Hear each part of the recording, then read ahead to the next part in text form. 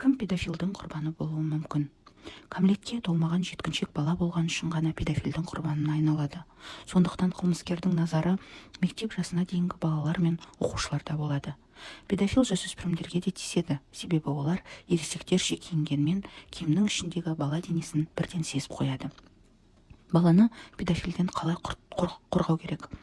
Балаңызға көшеде бейтаныс адаммен таныспау керек екенін, және онымен бірге подъездге, лифтке кірмеу керек екенін жиі айтыңыз. Егер ондай жағдай болса, бала тоқтап, сол бейтаныс адамды подъездге, лифтке өткізіп жіберсін.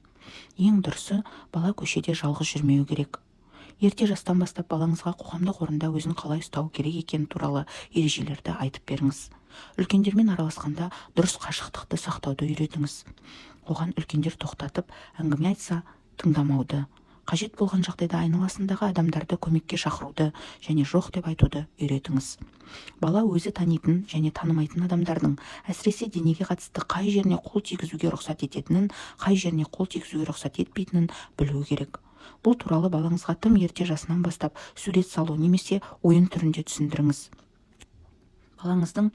Балаңыздың сізге күні бойы не болғанын айтып қана қоймай, бәрін айтқысы келіп тұратындай тәрбиелеңіз. Оған мына қарапайым ережелерді үйретіп қойыңыз. Егер үлкен адам саған тиіссе, сенің көңіліңе жақпайтын жағымсыз нәрсе жасаса, немесе құпия нәрсе айтам десе, тәтті ұсынса, онда сен оған жоқ деп айтасың. Бірден кетіп қаласың. Бұл жағдай туралы ата-анаңа, мұғаліміңе немесе басқа жақындарыңа айтасың.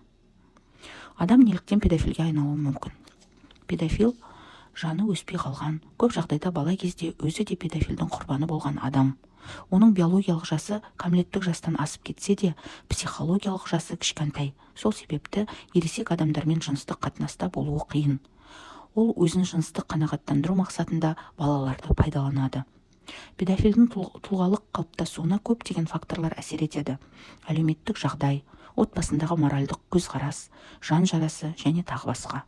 Бірақ педофилді анықтау үшін осы факторларды жеке-жеке қарастыруға болмайды. Әдетте оның бала кездегі жан жарасы мен басқа да факторларды тұтастай алып қарау керек. Әлеуметтік желілер балалар үшін қауіпті ме? Әлеуметтік желілер бала үшін қауіпті болуы мүмкін. Әлеуметтік желілер арқылы ересектер балалармен танысып, оларды жыныстық қатынасқа көндіреді.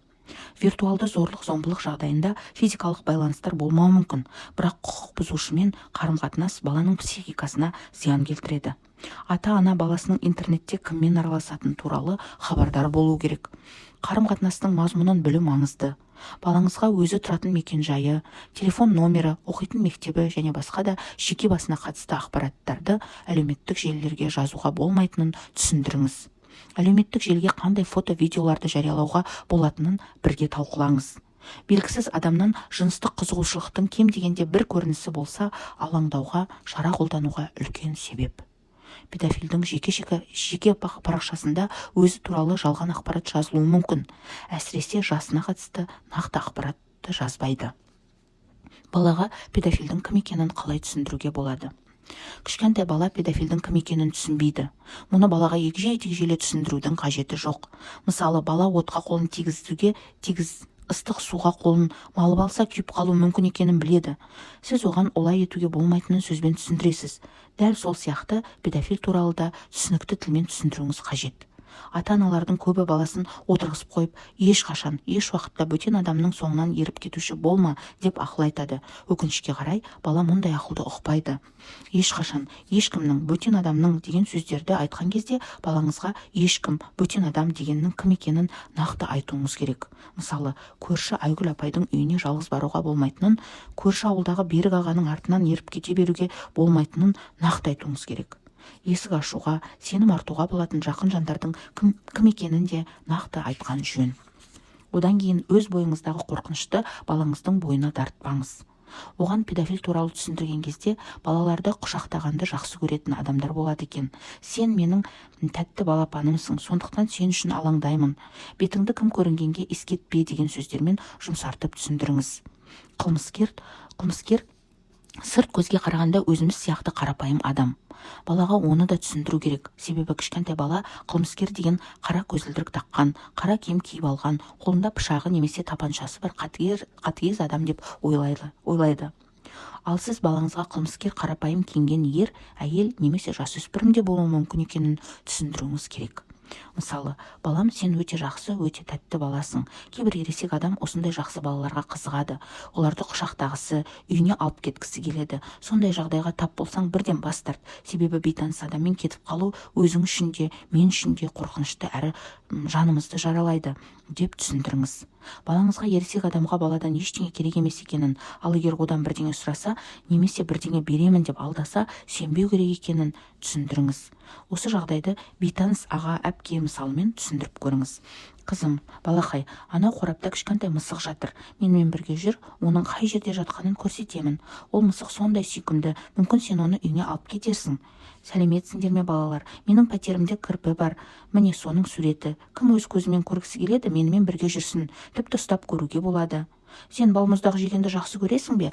Үйге қонақтар келген. Көп балмұздақ алған едім. Біразы желінбей қалып қойды. Лақтыра салуға обал. Жегің келсе біздің үйге жүр. Мен сол балмұздақтың бәрін саған бере салайын.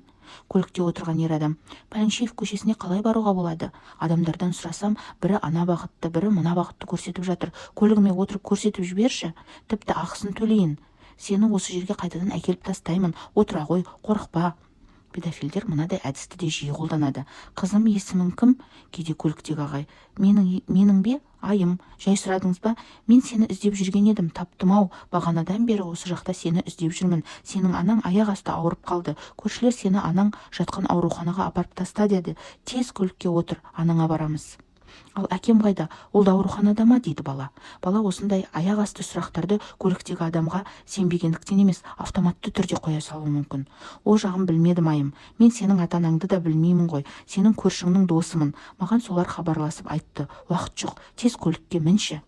Педофил кішкентай баланы құрығына түсіру үшін көптеген айла ойлап таба алады. Бірақ сол айла тәсілдің негізінде мысық, кірпі, балмұздақ, жылдам ақша немесе мен ата-анаңның досымын деген секілді сөздер болады. Осы жағдайларды талдап, баланы осындай жолмен шақыратын адамның жақсы адам емес екенін түсіндіріңіз.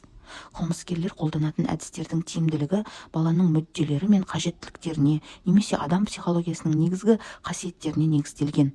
Стресстік күйдегі адам жағдайды дұрыс бағалай алмайды және логикалық тұрғыда пайымдай алмай қалады. Сондықтан балаңызға мұндай жағдайда алгоритм бойынша автоматты түрде әрекет етуді үйреткен дұрыс. Бала ешбір адам оның ата-анасының рұқсатынсыз шақыруға, алып кетуге құқығы жоқ екенін жақсылап түсініп алу керек. Бейтаныс адамдардан бөлек балаға тағы кімнің зиян тиюі мүмкін?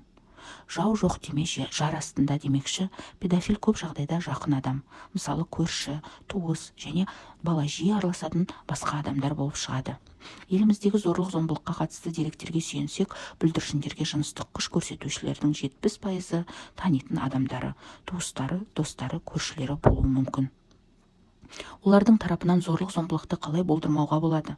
Балаңызға ешкім оның денесіне қол тигізуіне болмайтынын және ешкім оны жаман баласың, ұятсыз баласың деп мазақтауға болмайтынын түсіндіріңіз. Егер ересек адам балаңызға бұл біздің құпиямыз, бұл туралы ешкімге айтпа, анаңа бұл туралы айтпа, ол ренжіп қалады. Бұл туралы ешкімге айтпа, әйтпесе сенің жаман ұятсыз қыз, жаман ұятсыз бала екеніңді бәрі біледі. Мен саған жамандық жасамайтынымды білесің, өйткені сен маған сенесің. Егер осыны анаң айтсаң, ол саған сенбейді. Анам бәрібір саған сенбейді, мен оған мұны сен бастады деп айта саламын. Деп қорқытса, бірден сізге айтсын. Балаңыздың мінез-құлқын қадағалаңыз. Егер ол өзгерсе, әлде бір жерде немесе әлде бір адаммен жалғыз қалудан қорқатын болса, бұл туралы сөйлесіп көріңіз. 3 ережені еске түсіріңіз. Егер үлкен адам саған тиіссе, сен үшін жағымсыз нәрсе жасаса, саған құпия нәрсе ұсынса, онда сен оған біріншіден жоқ дейсің. Екіншіден бірден кетіп қаласың. Үшіншіден бұл туралы бірден ата-анаңа, мұғаліміңе немесе жақындарыңа хабарлайсың. Қайғылы жағдай болып қойса не істеу керек? Педофил құрбаны болудың салдары әртүрлі. Бала жаны жаралы адам болып өседі, немесе суицид жасауы мүмкін. Тіпті өзіндік болмысын жоғалтып, өзінің не еркек, не әйел екенін түсінбей өтуі мүмкін. Балаңыздың қорлық көргенін аңғарған кезде ашуға бой алдырмай сөйлесу маңызды. Оның өзін кінәлі сезінуіне жол бермеңіз. Көп сұрақтың астына алмаңыз. Қашан, кіммен болғанын сұраңыз, бірақ не үшін олай болғаны туралы сұрамаған дұрыс. Жағдайды естіген кезде көз жасыңызға ерік бермеңіз. Сіздің жүрегіңіз ауырып тұрғанын көрген балаңыз өзін кінәлі сезініп, ары қарай ештеңе айтпауды жөн санайды. Жылап тұрған балаңызды тыныштандыру мақсатында оған көмектесу үшін қолдан келгеннің бәрін жасайтыныңызды айтыңыз. Осындай жағдай бола қалса, мына әрекеттерді қолға алыңыз. Бірінші, оқиға туралы дереу полицияға хабарлаңыз. 2. Қылмыс жасалған кездегі баланың үстіндегі киімді ауыстырып тастамағанына, басқа адам ұстап қоймағанына көз жеткізіңіз. Оқиға болған жерге ешкім тиіспеуі керек, қылмыстық әрекеттің ізі сақталып қалуы маңызды. 3. Балаңыз не айтқысы келіп тұрғанын тыңдаңыз, ештеңе қазбалап сұрамаңыз. Бұл баланың стресстік күйін күшейтіп жіберуі мүмкін. Алғашқы сұрақ-жауап кезінде көбірек ақпарат алу баланың жан жарасы ұлғайып кетпеуінен қорғайды. 4. Бала болған жағдай туралы айтуға қиналады. Оның айтқан әңгімесін түзетпеңіз, пікір айтпаңыз және өзгертпеңіз. Балаңыздың айтқанына сеніңіз. 5. Ұятқа қалдырмаңыз. Ұялту сезімін тудырмаңыз және айыптамаңыз. Оны жақсы көрсетініңізді және жауапкершілік қылмыскердің мойнында екенін айтыңыз. 6. Жағымсыз эмоцияларыңызды қорқыныш, реніш, ашу бақылауда ұстаңыз. Себебі мұндай жағымсыз сезімдер балаға беріліп, оның уайымын арттырып жібереді. 7. Балаңызға қамқор болыңыз. Болған оқиғаны көршілеріңізбен, туыстарыңызбен және басқа да бейтаныс адамдармен талқыламаңыз. 8. Балаңыздың мектепте және басқа да қарым-қатынаста эмоциясына, мінез-құлқына қатысты проблемалары болатынына дайын болыңыз. Маманға алып барыңыз. Егер бұл туралы объективті дәлелдер болмаса, баланы ауыр науқас ретінде қарауға болмайды. Оған күнделікті қалыпты өмірге қайта оралуына көмектесіңіз. Оны көп тыңдап, оның өмірі туралы жиі сөйлесіңіз. 9. Баланың басынан осындай қайғылы жағдай өткенде бүкіл отбасы мүшелері қиналады. Сол себепті отбасының әрбір мүшесі кәсіби маманға жүгінгені абзал. Гетеросексуалды педофилдер көбіне құрбанын айналасынан іздейді. Туған баласын, немересін, іні қарындасын құрбан қылуы мүмкін және ұзақ уақыт бойы сол балаға зорлық қылады. Америкалық зерттеулерге сүйенсек, педофилдердің 80% көбіне баланың танысы, туысы болып келеді. Соның ішінде 60% ет жақындары, әкесі, атасы, ағасы. Тек 20% ғана сырттан болады. Бұл біздің қоғамға да тән құбылыс. Туысы болғандықтан бала оған сенеді. Балаға жыныстық сауатты өз жасына сәйкес түсіндіру керек. Қазір психоанализ ассоциациясы қазақ тілінде де ішкем ережесі деген бейнеролик түсірді. Ата-аналар осы роликті балалармен бірге көріп, одан не түсінгенін сұраса, баланың сұрақтарына жаймен жауап берсе болады. Балада әр кезеңде өз жасына сай сексуалдық энергиясы болады. Бала 3-5 жаста өз тәнін зерттей бастайды. Одан кейін жасөспірім кезіндегі жыныстық даму, гормондық өзгерістер болады.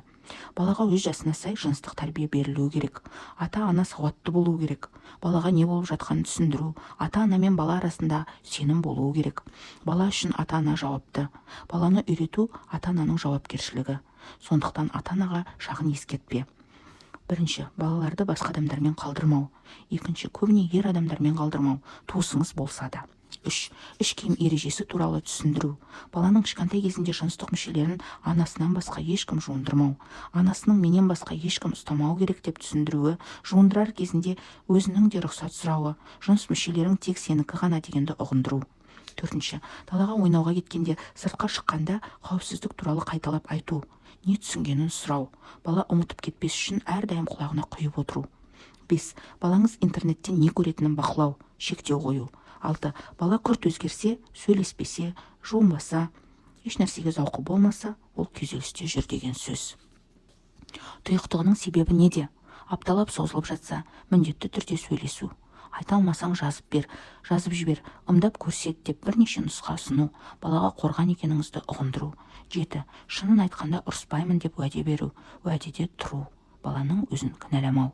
8. Баланың жан дүниесіндегі сырын бөлісетін адам болу, сенім көпірін орнату.